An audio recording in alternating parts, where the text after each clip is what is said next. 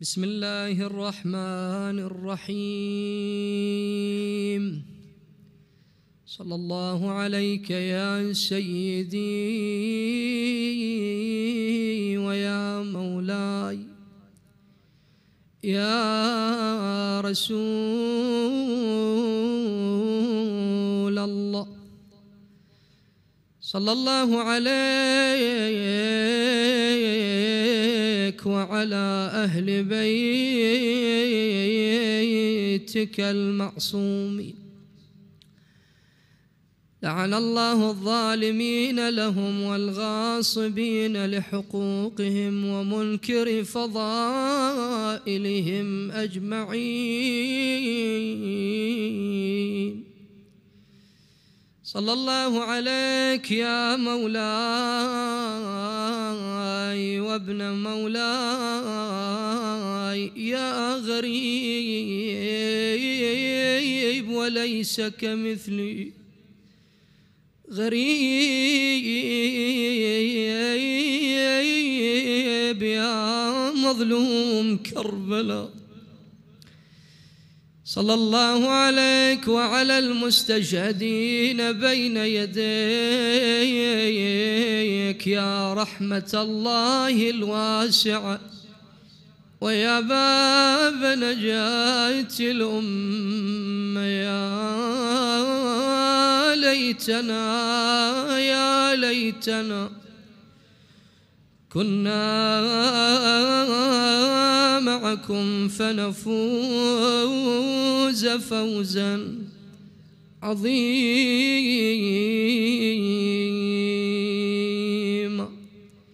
يا من يلوم على البكاء عيوني، دعها تخفف لوعتي وشجوني. من مبلغ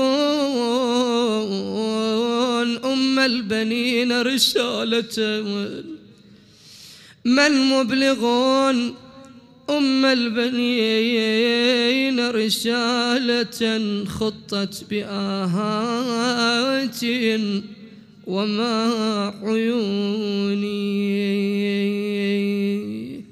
قد سطرت كلماتها يا بنوائح من واله بشجونه مرهوني. لا تسأل الركبان عن أبنائها. ليش لا تسأل الركبان عن أبنائها في لوعة بفراقهم، في لوعة لفراقهم وحنيني. أو ما دريت بفعالهم يوم الوغى في كربلاء وهم أعز بني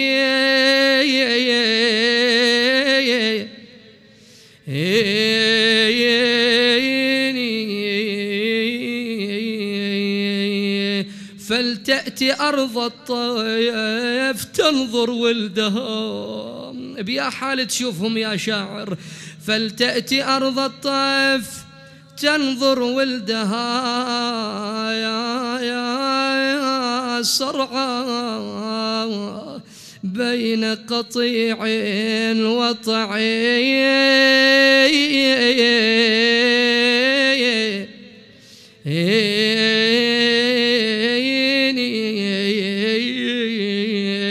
وموسدين على الصعيد فديتهم ومصرعى بلا غسل ولا تكفي.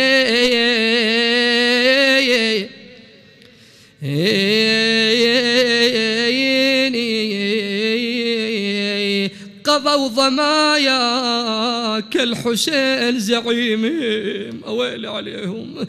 قضوا ضمايا كالحسين زعيم ما بللوا أحشاءهم بمعيني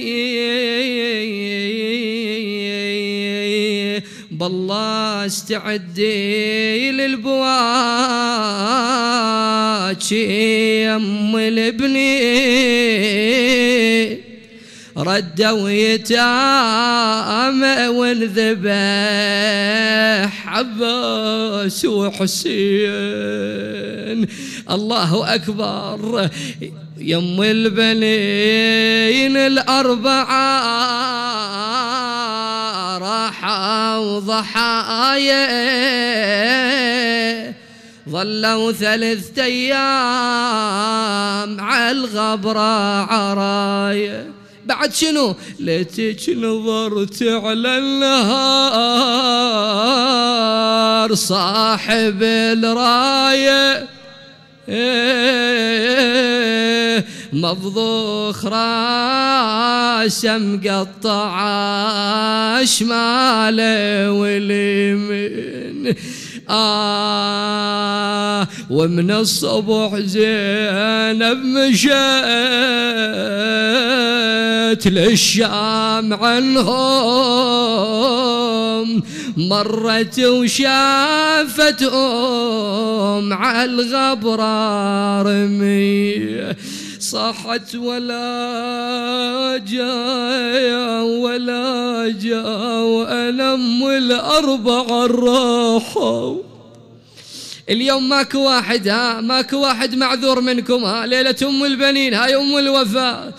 ألم الأربعة راحوا ولا جاء عليهم أرض ما تلمني ولا جاء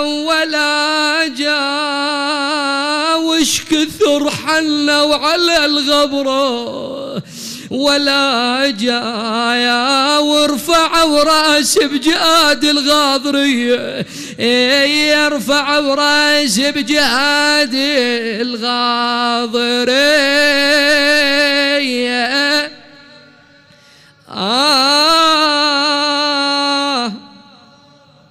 لكن الأمر لله إنا لله وإنا إليه راجعون. قال الله سبحانه وتعالى بسم الله الرحمن الرحيم قل لا أسألكم عليه أجرا إلا المودة في القربى.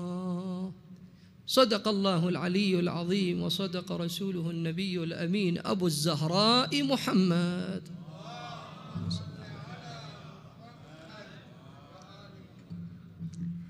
أجمع أهل التفسير والرواية من العامة والخاصة على أن هذه الآية المباركة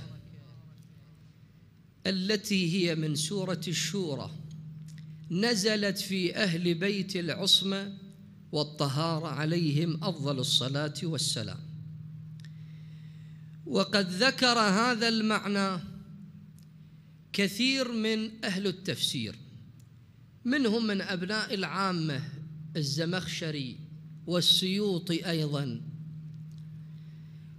يذكر السيوطي في در المنثور رواية عن ابن عباس يقول ابن عباس لما نزلت هذه الآية المباركة قلت يا رسول الله من هم القربى الذين أوجب الله مودتهم علينا؟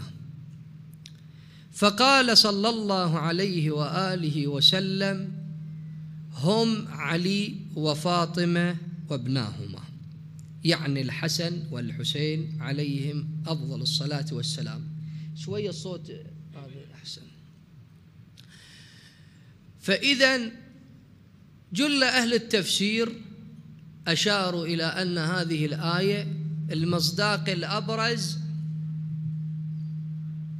المصداق الأبرز في هذه الآية هم أهل البيت عليهم السلام، أمير المؤمنين والزهراء وابناهما عليهم أفضل الصلاة والسلام.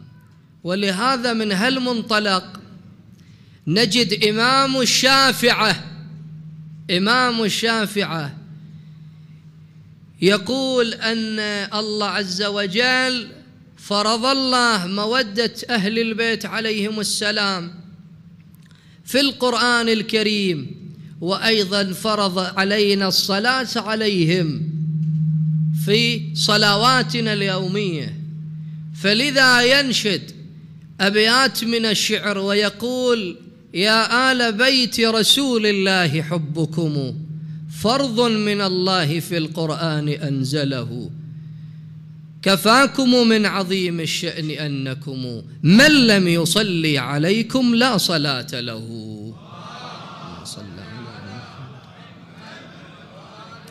هذا ليس من باب مبالغة بل من باب أمر واقعي، الله عز وجل فرض مودتهم على العباد. القرآن الكريم أيها الأحبة فيه إعجاز لغوي وبلاغي إن صح التعبير، لا يمكن الإنسان أن يصل إلى ألفاظ القرآن الكريم بذاتها بأساسها بمعناها الأصيل إلا عبر أهل البيت عليهم أفضل الصلاة والسلام، لأنهم هم الذين خوطبوا بالقرآن الكريم، هم ترجمان القرآن الكريم. لهذا أيها الأحبة القرآن طبيعة القرآن شنو؟ الله عز وجل في القرآن يضع الحروف أو يضع النقاط على الحروف، يعطي لكل ذي حق حقه. الله عز وجل في كثير من المواطن يشير إلى المحبة، لكن لما وصل الأمر إلى أهل بيت العصمة والطهارة عليهم أفضل الصلاة والسلام ما قال أنه حب أهل البيت، لا، كما تحبون رسول الله صلى الله عليه وآله حب أهل البيت، لا. ولذلك القرآن الكريم قال المودة في القربى. شأن النزول كما هو المعروف، مجموعة من الناس اجوا يحملون هدايا إلى رسول الله صلى الله عليه وآله: يا رسول الله أنت تعبت على الدين وكذا، أخرجتنا من الظلمات إلى النور وكذا، مقابل هالأتعاب إحنا نريد نقدم هذه الهدايا. رسول الله صلى الله عليه وآله رسول من قبل الله عز وجل، الأجر لازم شنو يكون؟ مو أجر بشري من البشر من الناس، لازم الله عز وجل هو الذي يختار لهذه الأمة كيف تقابل رسول الله بأي أجر. ولذا أنزل الله تبارك وتعالى: يا رسول الله قل لا أسألكم عليه أجرا إلا المودة في القربى. من هم علي وفاطمة وابناهما. ولذلك المودة هواي أكو فرق بينها وبين المحبة. شلون أقرب لك المعنى؟ المحبة أنا أحب زيد من الناس، أحب حج فلان، أحب الشيخ الفلاني، عندي مشاعر داخلية، لكن هذه المشاعر الداخلية ما أظهرتها للخارج، يعني ما عندي مصادق خارجية توحي إلى أنه أنا أود هذا الشخص. والمودة يعني الإخلاص، يعني التبعية. المودة هي أعلى من المحبة. ولذلك لأجل أن نقرب أكثر بعد المعنى، شايفين بعض الأحيان أكو بعض الناس يحبون بعض المؤمنين، يحبونهم هواي، لما يذكر ذلك المؤمن في مجلس ما يثني عليه، لما يسمع بأن هذا الشخص إجا من السفر يروح ليه يقوم بزيارته، إذا دخل في المجلس الشيخ أو الحبيب يقول يقوم له إجلالا واحتراما. هذا شنو؟ هذه مصادق خارجية يبرز عن من؟ عن شدة المودة لذلك الشخص. كذلك أهل البيت عليهم أفضل الصلاة والسلام المودة في القربى لا يعني أن تحبهم فقط، لا، إنما تود أهل البيت عليهم السلام. المودة في القربى من مصادق المودة في القربى شنو؟ من مصادق المودة في القربى الولاية لهم، أي توالي أهل البيت عليهم أفضل الصلاة والسلام. ولذلك الرواية يذكرها الشيخ الصدوق في كتابه عن أبا الصلت الهروي رضوان الله عليه عن مولانا الإمام الرضا صلوات الله وسلامه عليه، قال: كمال الدين ولايتنا والبراء من أعدائنا. الولاية لهم، أولا الولاية لأهل البيت عليهم السلام، هذا مصداق من مصادق المودة، ولا يمكن أيضا الاكتفاء بالولاية لهم فقط، بل بالبراءة من أعدائهم، لأنه ما يمكن أنت توالي أمير المؤمنين زين وما تعتبر عدو اللدود منه معاوية عليه لعائن الله وتتبرأ منه، ما يمكن. ولذلك الرواية يذكرها صاحب كتاب رجال الكشي، أيضا يذكرها الشيخ الطوسي في كتابه للرجال عن إمامنا الصادق عليه السلام. يقول إمامنا الصادق عليه السلام: دخل محمد ابن أبي بكر. محمد منه؟ يقول عنه أمير المؤمنين: محمد ابني من صلبي أبا بكر. دخل عليه ذات يوم قال له: يا أمير المؤمنين مد يدك، مد إيدك. لما يا محمد؟ قال: لأبايعك.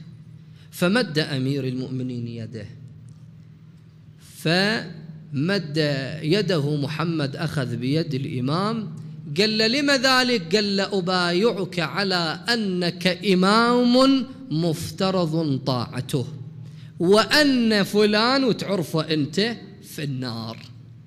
لا يمكن لإنسان أن يوالي أمير المؤمنين، يتبع أهل البيت، يواليهم ولا يتبرأ من أعدائهم، ما يمكن. ولذلك إمامنا الصادق عليه السلام يقول: كذب من زعم أنه من شيعتنا وهو متمسك بعروة غيرنا. ما يمكن توالي أمير المؤمنين ولا تتبرأ من عدو وما تعرفه، أنت لازم تنصر الحق. والي شنو؟ من والاه، وعادي شنو؟ وعادي من عاداه. لازم تظهر هذه العداوة بأي شكل من الأشكال. ولذلك الرواية يذكرها صاحب البحار العلامة المجلسي، يقول: يدخل رجل على أمير المؤمنين صلوات الله وسلامه عليه، يقول له: يا أمير المؤمنين، يا أبا الحسن، إني أحبك، أنا أحبك، ولكن لا أبغض فلان. تعرفه بعد، يعني لا أنصب العداوة لفلان. قال له أمير المؤمنين؟ قال له: أنت رجل أعور، يعني أنت ماذا تنصر الحقيقة؟ أنت أعور، إما نعطيك عيون تشوف طريقك وتعرف الحق وتنصر الحق، أو تبقى على ما أنت عليه. ما يمكن. فالولاية لهم أيضا شنو؟ مصداق من مصادق المودة، القربى، المودة في القربى، الولاية لهم. والنبي صلى الله عليه وآله وسلم بيّن في يوم الغدير، ماكو بعد حجة غير هذه الحجة اللي أنزل الله تبارك وتعالى آيات فيها في يوم الغدير، يوم نصب رسول الله صلى الله عليه وآله وسلم أمير المؤمنين إماما ووليا وخليفة من بعده صلى الله عليه وآله وسلم. هذا مصداق من مصادق المودة. بعد مصداق من مصادق المودة في القربى أن نتعلم علومهم. أهل البيت تركوا لنا رصيد كبير. شوفوا أنتوا ايش كثر عندنا روايات، بحار الأنوار 110 جزء، غير بحار الأنوار ايش كثر عندنا كتب. وين نحن من هذه العلوم؟ وأهل البيت علومهم عليهم أفضل الصلاة والسلام من الله، من علم الله وإلهامه. وإن من نهج البلاغة عصارة حياة أمير المؤمنين صلوات الله وسلامه عليه. وإن من كلماتنا القصار علينا أن نربي أبناءنا، نحفظهم. نمشي في بعض البلدان زين ذولا يربون أبنائهم على اليمن على أحاديث، يعلمونهم أحاديث أمير المؤمنين. يقول له بابا إيش قال أمير المؤمنين في الأخلاق؟ إيش قال أمير المؤمنين بابا في التواضع؟ يجيب له حديث. علينا أن نعلم أبناءنا من أحاديث أهل البيت عليهم السلام، تركوا لنا آثار جدا عظيمة. وأمير المؤمنين صلوات الله وسلامه عليه هو باب مدينة علم رسول الله. كان يقول لو ثنيت لي الوسادة، يعني لو الحكم صار إلي أنا، لو ثنيت لي الوسادة لأفتيت أهل التوراة بتوراتهم، وأهل الإنجيل بإنجيلهم، وأهل القرآن بقرآنهم، وما من آية إلا وأنا أعلم بها، في من نزلت وأين نزلت، ناسخها ومنسوخها، ومحكمها ومتشابهها. الكل يعرف أمير المؤمنين. عندك أنت مثل أمير المؤمنين يا يلي بعيد عن هذا المجلس؟ لا. ذاك الرجل يقول سمعت أمير المؤمنين خطب في المسجد ب9 كلمات فجر ينابيع الحكمة وأيتم جواهر البلاغة. إلهي كفى بي عزا أن تكون لي ربا وكفى بي إلى آخر ذلك. 9 كلمات يقول أيتم جواهر البلاغة. وين من علم أمير المؤمنين؟ طيب هذا العلم من وين أخذ أمير المؤمنين؟ هو باب مدينة علم رسول الله، إلهام من الله عز وجل، وأيضا عناية رسول الله. يقول ابن عباس لما رحل رسول الله صلى الله عليه وآله كان رأس رسول الله في حجر أمير المؤمنين عليه السلام. يقول تمتم بشيء ما فهمنا كلامهم. يقول بعد يوم سألناه قلنا له يا أمير المؤمنين يا أبا الحسن ماذا أسرك به رسول الله؟ شنو أودعك؟ قال لقد علمني أخي رسول الله 1000 باب من العلم يفتح لي من كل باب 1000 باب. وانت قيس على المقياس ايش كثر عند أمير المؤمنين من العلوم. شو تريد؟ فقه، شو تريد؟ تفسير، كل شيء. ولذلك ورد عن تلك المرأة قالت سمعت رسول الله صلى الله عليه وآله يقول أعلمكم بعدي علي بن أبي طالب. حتى ابن عباس هم يذكرون مصادرهم، يسألونه يقولوا له أين أنت، أين تضع علمك وعلم أصحاب رسول الله من علي بن أبي طالب؟ يقول ما علمي وعلم أصحاب رسول الله إلا شنو؟ يقول إلا قطرة في 7 أبحر، إلا قطرة في 7 أبحر. وين أمير المؤمنين؟ وين من الصحيفة السجادية أيها الأحبة؟ وين من الصحيفة السجادية اللي عصارت حياة الإمام زين العابدين صلوات الله وسلامه عليه؟ الإمام زين العابدين عليه السلام بالصحيفة السجادية يشير إلى الدعاء، والدعاء الإنسان إذا يلتزم به يصعد إلى مراتب عالية في غرف متكاملة لبناء الإنسان روحيا معنويا. يعبر عنها الإمام الصادق عليه السلام بزبور آل محمد.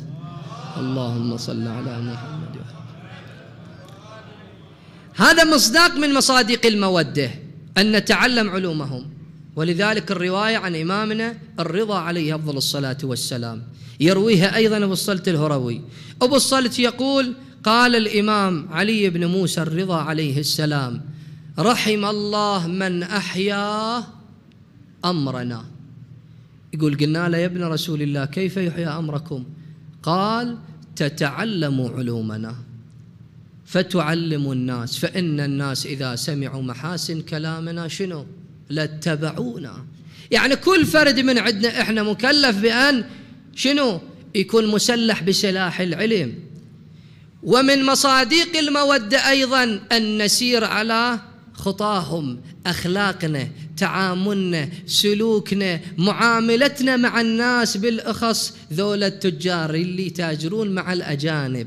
ذولا هواي لهم دور، ذولا يسمونهم بعض العلماء سفراء التشيع، سفراء التشيع، لأن تاجر ويتاجر وإلى تاجر إلى آخر ذلك. زين، لازم تعاملنا يكون مثل تعامل أهل البيت، مثل سلوك أهل البيت، مثل أخلاق أهل البيت. ولهذا أنت انظر إلى الإمام الصادق عليه السلام، يقول سليمان: كنا عند الإمام الصادق عليه السلام فدخلوا مجموعة من أهل التشيع ممن يقول بالتشيع ومذهب الإمام الصادق عليه السلام. فقال الإمام الصادق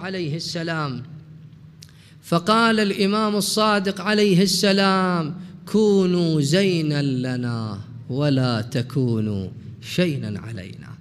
يعني أخلاقكم، أسلوبكم، معاملتكم. الشاب يرسم صورة مصغرة عن شبابك طف كربلاء، بأخلاقه، بسلوكه، بتعامله.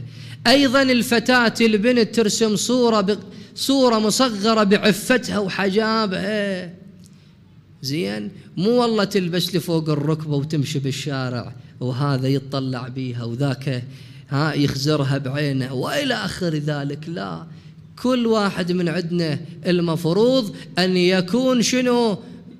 يكون صاحب دعوة لأهل البيت عليهم السلام بأخلاقه، بتعامله. بعد يبقى أيها الأحبة لأهل البيت عليهم السلام حق في رقاب العباد. ماكو فرق بين شيع وغيره، لا، الكل هذا الحق برقبته. ولذلك سوف نسأل عن هذا الحق، سوف نسأل عن الولاية، سوف نسأل عن محبة أهل البيت، عن مودة أهل البيت. الإمام الصادق عليه السلام يدخل رجل عليه، وكان إلى جنب الإمام منو؟ أبو حنيفة. من دخل هالرجل سأل الإمام عليه السلام، قال له: سيدي ومولاي، ماذا تقول في قوله تبارك وتعالى: ثم لتسألن عن من؟ لتسألن عن النعيم، لتسألن يومئذ عن النعيم. السؤال موجه إلى من مولانا؟ موجه للإمام الصادق. قام فلان أبو حنيفة قال له: يسأل عن الأكل والشرب، عن الطعام. قال له الإمام: إذن يطول وقوفك بين يدي الله. قرب لك المعنى، أنا وياك حجي شيخ يدعيني اليوم أو يزيدني فرد كلمة، يعلمني شيء كذا، بكرة يمن علي. زين، فلان يدعيني يطالبني بدعوة، زين، فلان يعطيني حاجة، بكرة يمن علي. لكن الله تبارك وتعالى ليس كالعباد، مو مثل الخلق، ليس كالخلق، لا يمن على عباده. شلون يا ابن رسول الله؟ قال: كلوا واشربوا ولا تسرفوا. شلون يقول لنا اكلوا واشربوا ثم يسألنا عن الأكل والشرب؟ قال له: إذن يسأل عن ماذا الإنسان؟ قال له: يسأل عن ولايتنا، ولاية آل محمد.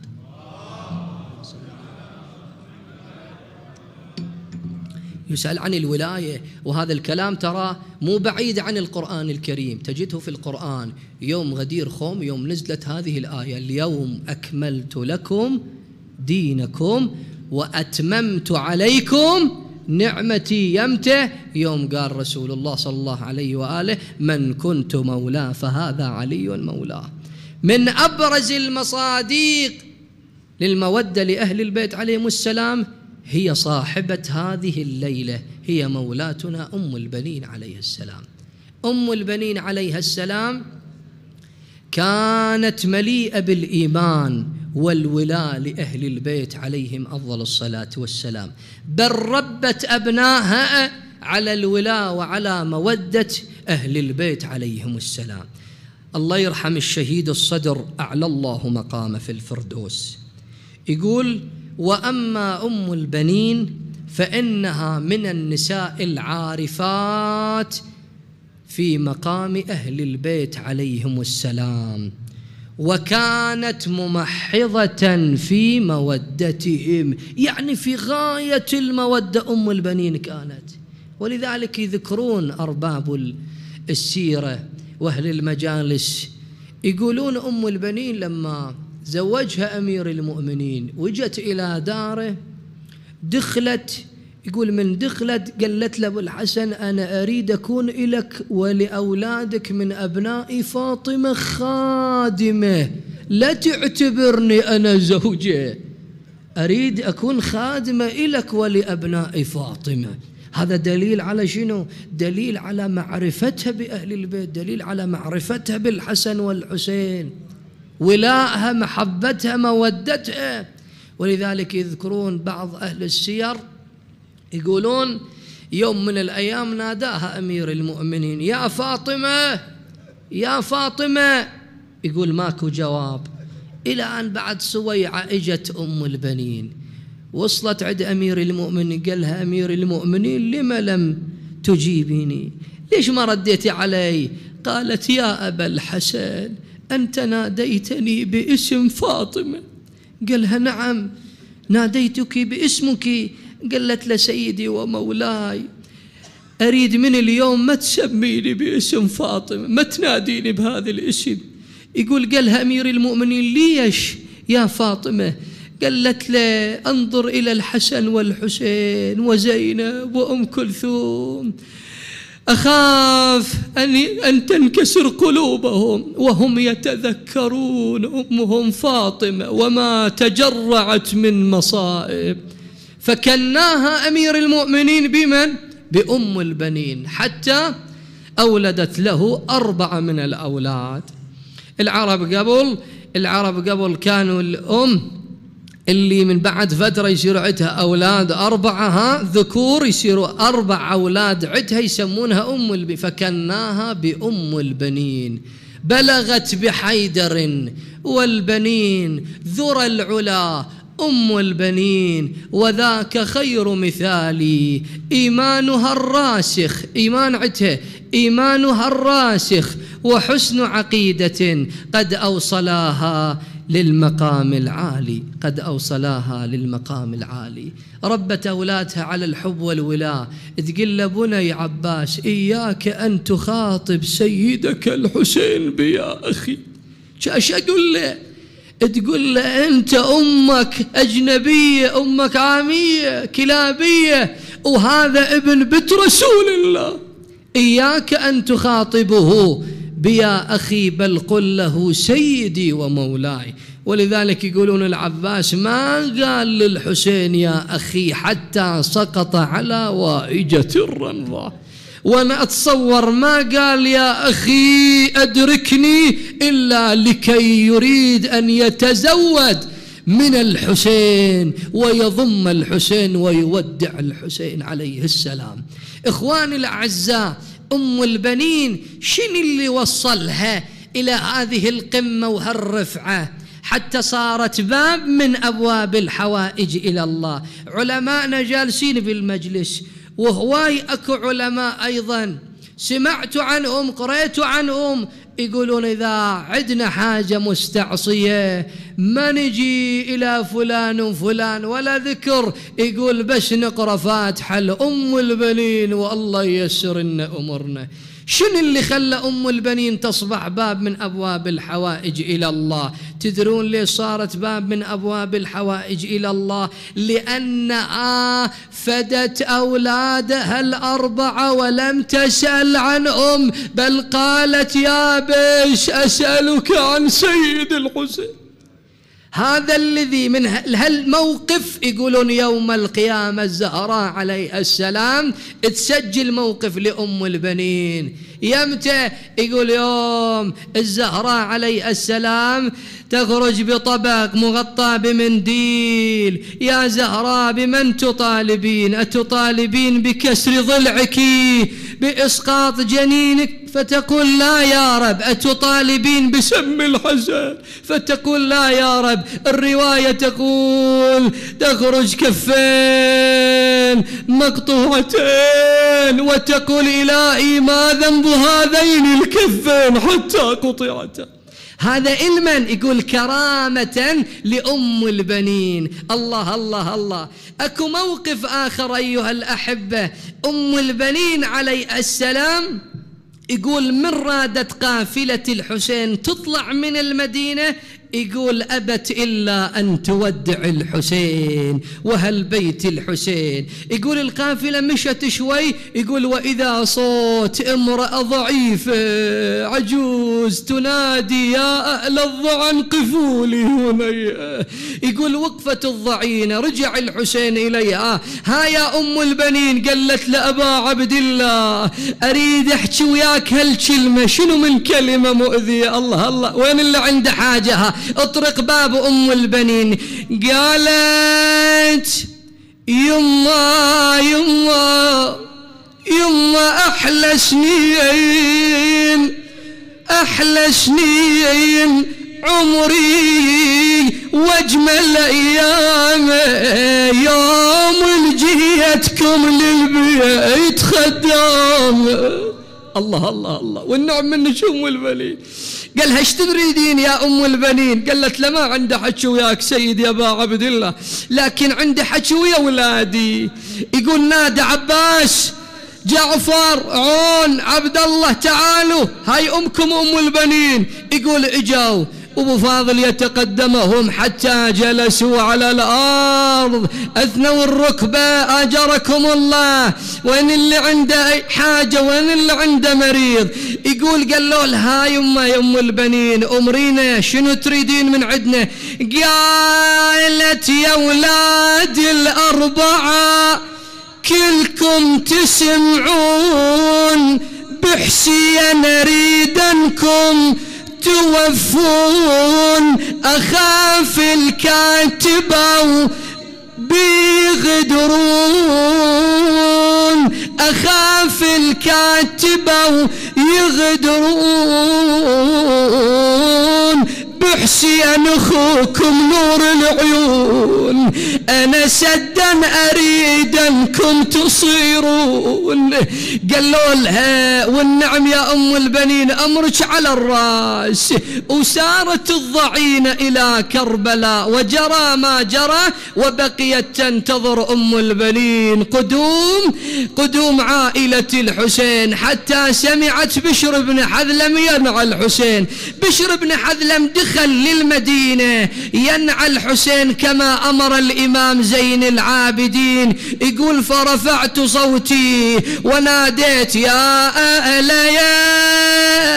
يثرب لا مقام لكم بها، أعلى يا أهل يثرب لا مقام. قتل الحسين فأدمعي مدرار، الجسم من بكربلاء مضرج، والرأس من على القناة يدار. يقول ضجت المدينة بالبكاء والنحيب، ما بقي رجل ولا امرأة إلا وصاح ونادى وسيدا أيوا حسينا. يقول فبين أنا كذلك أنعى الحسين والنساء ضجيج عالي، وإذا بامرأة تشق الصفوف وعلى كتفها طفل صغير. أولا صوت من هالجمع الأكبر طلعت مرة تمشي وتعثر، صاحت يا ناعش الخبر صوتك لعند الصخور. فسار جاءت إلى بش قالت يا بش لم تنعى؟ هل عندك خبر عن سيد الحسين؟ يقول قلت ما بهذه المرأة؟ نقول قتل الحسين. فسألت من كان بجنبي قلت من هذه المرأة؟ قال هذه المرأة هي زوجة أمير المؤمنين، هاي أم البنين، هاي أم العباس. يقول عاد قلت خل أخبرها بمقتل أولادها، اسمع شلون أخبرها. قالها يا أم البنين عظم الله لك الأجر بولدك جعفر. قالت سمعتني سألتك عن جعفر، أنا أسألك عن سيد الحسين، إلى أن قال سيدتي يا أم البنين عظم الله لك الأجر بولدك عون بولدك عبد الله. قالت أنا ما سألتك عن أبنائي، أنا أسألك عن سيد الحسين. عندك خبر عن الحسين يا ولا؟ يقول ترك أبو فاضل آخر شيء، ليش يدرب مقام العباس عند أم البنين. يقول قلت لها بشر، قلت لها سيدتي عظم الله لك الأجر بسيد العباس، لقد تركناه بكربلاء مقطوع اليدين والسهم نابت في العين. يقول والولد حتى سقطت على الأرض مغمى عليها. يقول أفاقت بعد لحظات. إيش سوت أم البنين؟ يقول الشيء اللي حيرني بشر، يقول شفت أم البنين مخلية هاي إيدها، تشوفونها؟ يقول مخلية هاي إيدها على خاصرتها وهي تقول يا بشر لقد قطعت نياط قلبي، اخبرني عن سيد الحسين. بس هالكلمة تدري ليش أم البنين خلت ايدها على ظهرها على خاصرتها؟ تدري أم البنين يعني العباس إذا راح يعني الحسين انكسر ظهره. يقول فقلت لها يا أم البنين عظم الله لك الأجر بسيد الحسين، لقد تركناه بكربلاء ملقا على الثرى محزوز الرأس من القفا، أنا المناد ينادي وحسينا.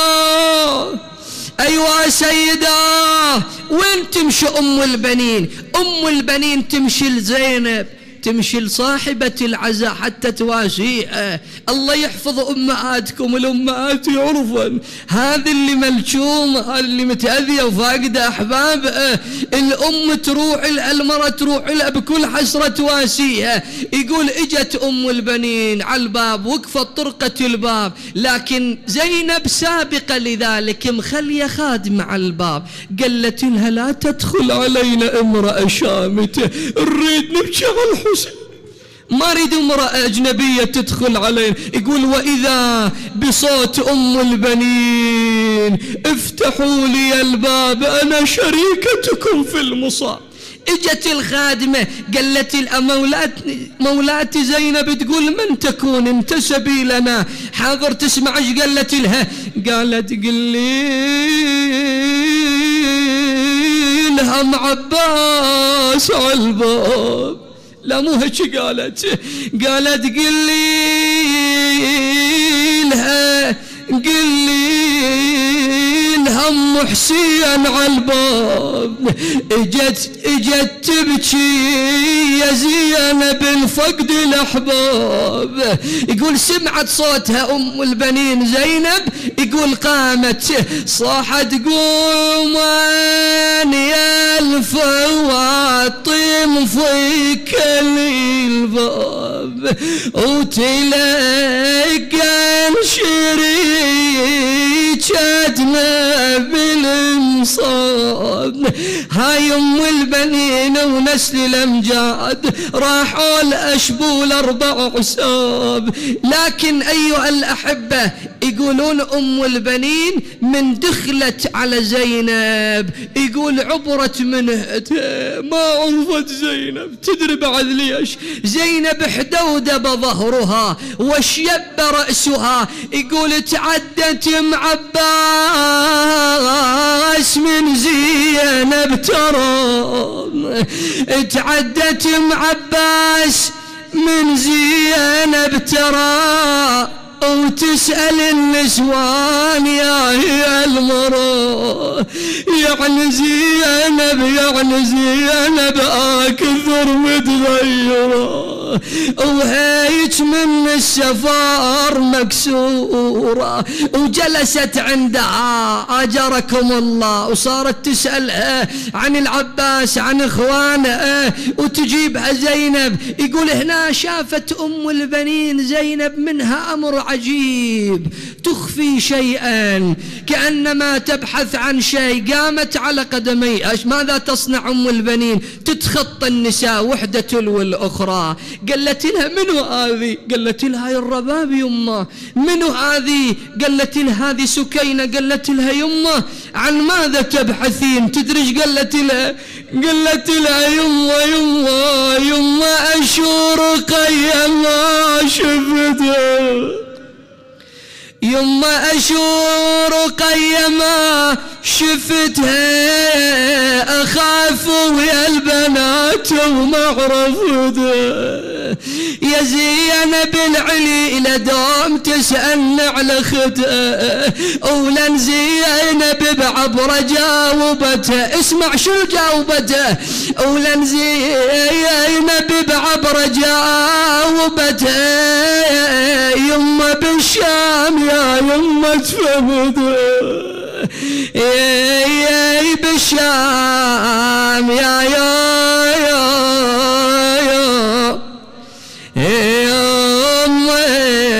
تفنيتها، بنت 4 أو 3 يشقل، عطر من عبير شذاها. يا الله إلهي وسيدي ومولاي، إنا نسألك وندعوك ونتوسل إليك بفاطمة وأبيها وبعلها وبنيها والسر المستودع فيها. اللهم عجل لوليك الفرج، اجعلنا من أنصاره وشيعته، وهب لنا رأفته ورحمته. اقضي حوائج المحتاجين، اقضي دين كل مدين، فرج هم كل مهموم، من على المرضى بالشفاء العاجل يا الله.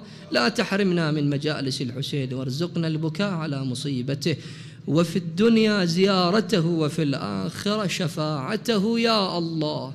إلهي رد كل غريب أسير زائر إلى أهله سالما غانما يا الله. اللهم وحد كلمة المسلمين يا الله، احفظ وأيد حماة الدين، سيما علماءنا الحاضرين جالسين بهالمجلس، خذ بأيدينا وأيديهم إلى كل خير يا الله. زدنا علما ونورا وولاء لمحمد وآله يا الله. إلهي وسيدي ومولاي، إنا نسألك حسن العاقبة إلى أرواح المؤمنين والمؤمنات من مات على الإيمان، الشهداء، العلماء، أموات السامعين، المؤسسين، سيما من مضى من خدمة سيد الشهداء أبي عبد الله الحسين، روح السيد الإمام الخميني، والشهداء الذين قضوا نحبهم في هذه الأيام الماضية. رحم الله من أهدى الفاتحة مع الصلوات.